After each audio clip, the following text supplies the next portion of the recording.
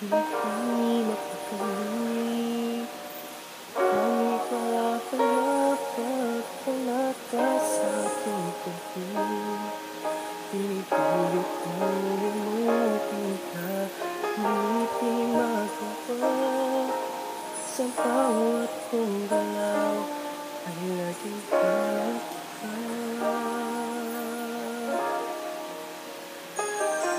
Nag-iisa ang isang kagaya mo, na nagpapahal at nagtyaga sa isang katulad ko. Bakit nga ba di ko man nabigyan ng halaga? Sisisi mo yung